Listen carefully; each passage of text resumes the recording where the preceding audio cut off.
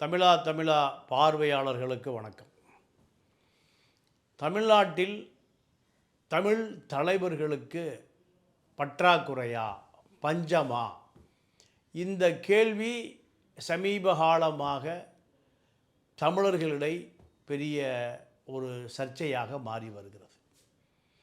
இளம் தலைவர் விஜய், ஆளுங்கட்சியினுடைய இளம் தலைவர் உதயநிதி, அண்ணாமலை, அதே போல் பாமகவில் அன்புமணி ராமதாஸ், தேமுதிகவில் விஜய் பிரபாகரன், இப்படி அனைத்து கட்சிகளிலும் இளம் தலைவர்கள், நாம் தமிழர் சீமான், இப்படி தமிழ்நாட்டினுடைய எதிர்காலம் இந்த தலைவர்களிடம் அடைபட்டு கிடக்கிறதா என்கின்ற கேள்வி.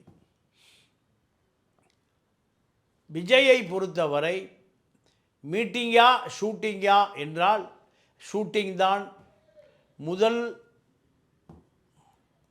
முறை அவருக்கு திரைப்படம் மட்டும்தான் தனக்கு அடையாளம் என்று சொல்லுகிறார். திருவண்ணாமலை, கடலூர் மாவட்டம் கடுமையான வெள்ளம் பாதிக்கப்பட்டு மக்களெல்லாம் வெள்ளத்தில் அடித்து செல்லப்படுகிறார்.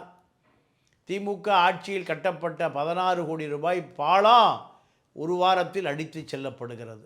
அங்கெல்லாம் அவர் சென்று பார்க்கவில்லை.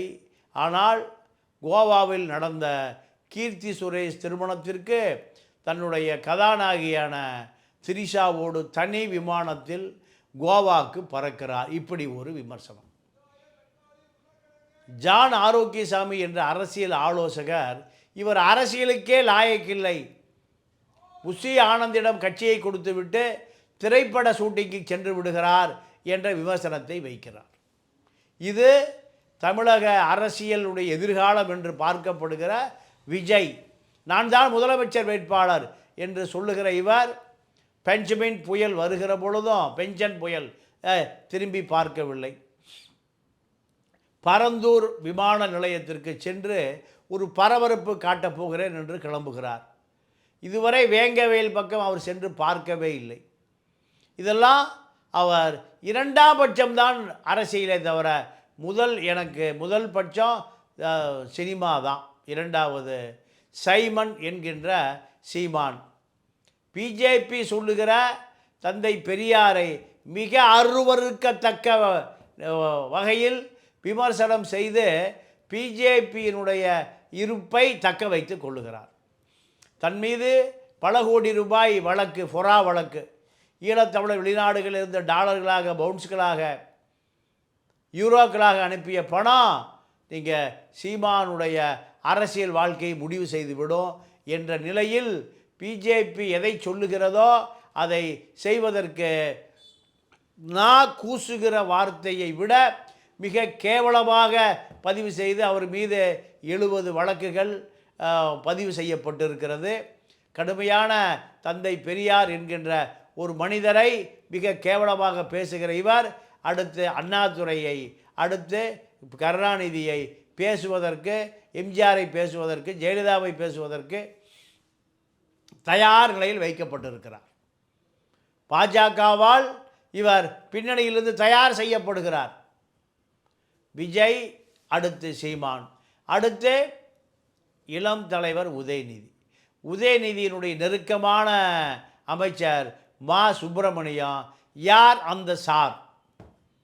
இந்த வசனம் தமிழ்நாடு பட்டி தொட்டியெல்லாம் கொண்டு போகப்பட்டு விட்டது. உதயநிதியை காப்பாற்றுவார், உதயநிதியை அரசியலுக்கு கொண்டு வருவதற்காக கடுமையாக பாடுபட்ட அந்த மா சுப்பிரமணியம் யார் அந்த சார்? முதலமைச்சர் ஸ்டாலின் அவர்களை அழைத்து தன்னுடைய தொகுதியில் ஒரு நலத்திட்ட உதவிக்கு செல்லுகிற பொழுது, என் மூஞ்சியிலே முழிக்காதே, சைதாப்பேட்டைக்கு எனக்கு வழி தெரியும், அவரை போகச் சொல்லுங்கள் என்று சொல்லிவிட்டார் முதலமைச்சர். அடுத்து அவர் துணை முதலமைச்சர் வீட்டுக்கு செல்லுகிற பொழுது, அவர் தேவையில்லை, அவரை சட்டசபைக்கு போகச் சொல்லுங்கள், எனக்கு தெரியும் நான் பார்த்து கொள்கிறேன் சைதை பகுதியை, சைதை தொகுதியை என்று சொல்லிவிட்டார். ஆக அவருடைய நம்பிக்கையான ஒரு சட்டமன்ற வேட்பாளர், நம்பிக்கையான சென்னையில் இருக்கக்கூடிய அமைச்சர், அவருடைய நட்பு வட்டாரத்திலிருந்து விலகி போய்விட்டார். ஆக உதயநிதியால் ஒரு அமைச்சரை கூட சரியாக கையாள முடியாத அளவுக்கு அவருடைய அரசியல் தலைமை கேள்விக்குறியாகி நிற்கிறது. உதயநிதி தான் துணை முதலமைச்சரிலிருந்து முதலமைச்சர் பதவி பெறுவதற்காக அந்த முன்னேற்றம், அந்த மாற்றம் முன்னேற்றம் அன்புமணியை போல இப்போ உதயநிதி மாற்றம் பின்னேற்றமாக மாறிவிட்டது. தமிழ்நாடு முழுக்க இருக்கக்கூடிய ஆளுங்கட்சி, எதிர்க்கட்சி, கூட்டணி கட்சி, எதிரி கட்சி எல்லாமே நீங்கள் அந்த யார் அந்த சார், இந்த வசனம் தமிழ்நாடு முழுக்க சென்றடைந்து விட்டது. யார் அந்த அண்ணா, சாட்டையில் சவுக்கால் பெல்ட்டாலே அடித்த பொள்ளாச்சி பாலியல் சண்முகத்துக்கான அந்த சம்பவம், யார் அந்த அண்ணா? இதை திமுக ஆட்சி மிகப்பெரிய அளவில் அந்த செய்தியாக்கி இருக்க வேண்டும். அப்பொழுது அதிமுக ஆட்சி, திமுக அதை செய்தியே ஆக்கப்படவில்லை, நீங்கள் மயங்கி போய் கிடந்தது. அதிமுகவுடைய பிடபிள்யூ ஹைவேஸ் கான்ட்ராக்டுகளை அந்த சட்டமன்ற உறுப்பினர்கள் பெற்றுக்கொண்டு அந்த செய்தியை அதிமுக மறைப்பதற்கு திமுகவே உடந்தையாக இருந்தது என்ற குற்றச்சாட்டு இன்று வரை தொடர்கிறது. அடுத்து விஜயகாந்த் கட்சியில் அவருடைய மகன் விஜய் பிரபாகரன், அவர் அரசியலுக்கு பக்குவப்படுத்தப்படுகிறாரா? விருதுநகர் நாடாளுமன்ற தேர்தலில் வெற்றி பெற்றிருந்தாலும் அவர் டெல்லியில் பேசா மடந்தையாக இருந்து திருப்பி சென்னைக்கு வந்திருப்பாரே தவிர நாடாளுமன்றத்தினுடைய சிங்கமாக, வைகோவாக அல்லது சட்டமன்றத்தில் விஜயகாந்தாக மாறுவதற்கு வாய்ப்பு இருக்கா என்றால், விஜய் பிரபாகரன் நாய் பொம்மை, அதாவது நாய் கண்காட்சி நடந்தால் ரஷ்யாவுக்கு சென்று பார்க்கிற நாய் வளர்ப்பு ஆர்வலர். இவரை தேமுதிகவினுடைய நாடாளுமன்ற உறுப்பினராக முன்னிறுத்தப்படுகிறார். இவர் உண்மையாகவே அரசியல் பக்குவப்பட்டிருக்கிறாரா அல்லது அரசியலில் அவர் ஒரு பேசுபொருளாக மாறுவாரா? சட்டமன்றத்தில் அவர் குரல் ஒலிக்குமா? நாடாளுமன்றத்தில் அவர் குரல் ஒலிக்குமா? அல்லது அரசியலிலே அவர் குரல் ஒலிக்குமா? விஜயை போல ஆளுங்கட்சியா, எதிர்கட்சியா, இல்லது தேமுதிக தொண்டர்களுக்கு அவர் நம்பிக்கை நட்சத்திரமா என்ற கேள்வி எழுப்புகிற பொழுது அத்தனைக்கும் ஒரே பதில்தான், அவர் சைபர். இப்படி அடுத்து வைகோவுடைய புதல்வர் துரை வைகோ, இவர் திருச்சி நாடாளுமன்றத்தில் நீங்கள் வெற்றி பெறுகிற பொழுது பம்பரத்தில் தான் நிற்பேன், ஜெயித்தாலும் தோற்றாலும் பம்பரம்தான் எனக்கு சின்ன என்று நீங்கள் திருச்சி நேரு கூட்டிய ஊழியர் கூட்டத்தில் வலுவாக சொன்ன காரணத்தினால அவர் தோற்கடிக்க வைப்பதற்காக பல முயற்சிகள் நடந்தது. சீமான் கட்சியிலிருந்து ஜல்லிக்கட்டு ராஜேஷ் என்கின்ற நபர் நேருவால் விலைக்கு வாங்கப்பட்டு திருச்சியிலே களமிறக்கப்பட்டார். யாரை? வைகோ மகன் துரை வைகோவை தோற்கடிப்பதற்கான சதி ஆலோசனை. இதை முறியடித்து மேலே வருவாரா? அவர் தந்தையே மிகப்பெரிய தோல்வி. திராவிட இயக்க வரலாறில் துரை வைகோ தந்தையை போல இருப்பாரா அல்லது தமையனை ரவிச்சந்திரனை போல இருப்பாரா என்றால் அது ஒரு பெரிய கேள்விக்குரியே. ஆக இந்த அரசியல் என்பது முழுக்க முழுக்க இந்த இளம் தலைவர்களால் 10 ஆண்டு காலத்திற்கு பிறகு கட்டமைக்கப் போகிறது. இந்த இளம் அரசியல் தலைவர்கள் எதிர்காலத்தினுடைய தமிழகத்தினுடைய நம்பிக்கை. ஆனால் இவர்கள் தமிழகத்தினுடைய தும்பிக்கையாக இருக்கிறார்கள். அதிமுக திமுக என்ற வலுவான கட்சிக்கு இவர்கள் கடுமையாக அரசியல் செய்யக்கூடிய பக்குவத்தை பெற்றிருக்கிறார்களா? பக்குவமே இல்லை. சீமா பிஜேபிக்கு பயந்து கொண்டு பிஜேபி எதை சொல்லுகிறதோ அதை சொல்லி கொண்டு இருக்கிறார். விஜய் பரந்தூருக்கு போவதற்கே 1 வருடம் ஆகியிருக்கிறது. வேங்கை வயலுக்கு போய் நியாயம் கேட்பதற்கு 2 வருடமாகும். துரை வைகோ எதை பற்றியும் சிந்திப்பதற்கு நேரம் இல்லை, தந்தையோடு திரிகிறார். விஜய் பிரபாகரன் அவர் ரஷ்யாவுக்கும் சீனாவுக்கும் நடக்கிற நாய் கண்காட்சியிலே கலந்து கொள்வதில் ஆர்வமாக இருக்கிறாரே தவிர தமிழ்நாடு இருக்கக்கூடிய 40 மாவட்டங்கள் இருக்கக்கூடிய மாவட்ட செயலாளருடைய பெயரையே தெரியாத ஒரு நபராக இருக்கிறார். உதயநிதியை பொறுத்தவரை தாத்தா கருணாநிதி வளர்த்தி வைத்த இந்த திமுகவை நாம் முதலமைச்சராகிவிடலாம் மிக எளிதாக இந்த திட்டத்தில் இருக்கிறார். ஸ்டாலினுக்கு பிறகு கனிமொழி ஒரு திட்டத்தோடு இருக்கிறார். இந்த கனிமொழி திட்டம் திமுகவில் உதயநிதி இந்த திட்டங்களையெல்லாம் முறியடித்து ஆட்சியை கைப்பற்றி இந்த திமுக என்கின்ற ஒரு மிகப்பெரிய கட்சியை அண்ணாவால் உருவாக்கப்பட்டு கருணாநிதியால் ஆட்சிக்கு வரவழைக்கப்பட்டு 45 மாவட்ட செயலாளர்கள் அத்தனை பேரும் மிகப்பெரிய அசுர பலம் கொண்டவர்கள், கருணாநிதியை பார்த்தவர்கள், கருணாநிதி கண்ணிலே விரலை விட்டு ஆட்டியவர்கள். ரஜினி சொன்னதைப் போல இவர்களெல்லாம் தமிழ்நாட்டினுடைய எதிர்காலம் என்றால் தமிழ்நாட்டு இளைஞர்கள் நம்பக்கூடிய இவர்கள் உண்மையாகவே இந்த தமிழகத்தை மீட்டெடுப்பார்களா, மத்திய அரசாங்கத்தோடு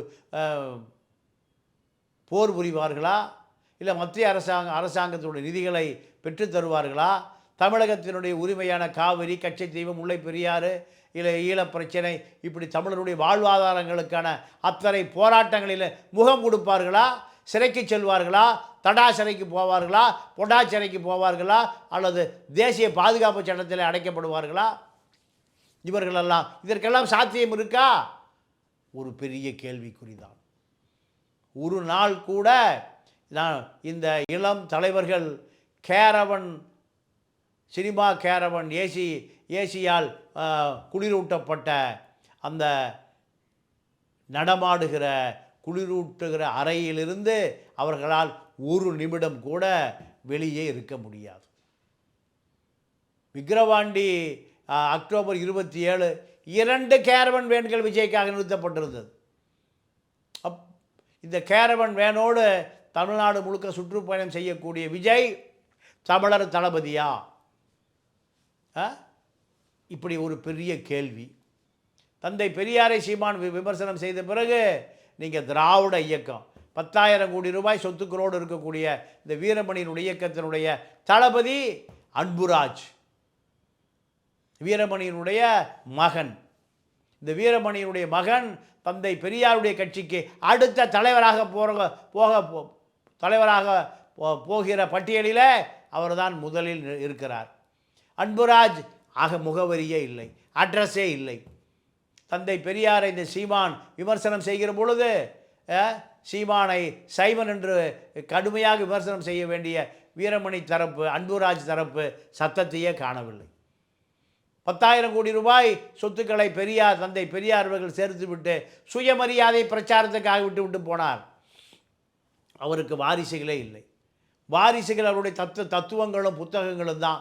இந்த தத்துவங்களும் புத்தகங்களும் தந்தை பெரியாரை மீட்டெடுக்குமா என்றால் அன்புராஜ் யார் என்று இந்த திராவிட சித்தாந்தம் கொண்டவர்களுக்கு யாருமே இந்த வீரமணியினுடைய மகன் அன்புராஜை பார்த்ததாக, கேட்டதாக, செவிவழி செய்தியாக எந்த முகவரியும் இல்லை. முகவரி தொலைக்கப்பட்ட அன்புராஜ், முகவரி தொலைக்கப்பட்ட வீரமணி, இவர்கள் பச்சை புள்ளை மதிவதனியை வைத்து திராவிட இயக்கத்தை தூக்கி நிறுத்துகிறார்கள்.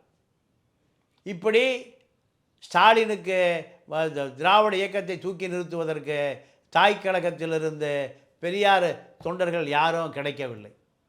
ஆக நான் பட்டியலிட்ட அன்புமணி, விஜய் பிரபாகரன், துரை வைகோ, சீமான், இப்படி இளம் தலைவர்களுடைய அன்புராஜ் இவர்களுடைய தலைமையில்தான் வரக்கூடிய தமிழகம் தமிழர்களுக்கான உரிமைகளை டெல்லியோடு போராடி, பெரியார் போராடியதை போல, காமராஜ் போராடியதை போல, கக்கன் போராடியதை போல, ரெட்டமலை சீனிவாசன் போராடியதை போல வரலாற்று பக்கங்களை நிரப்புவார்களா இந்த இளம் தலைவர்கள்?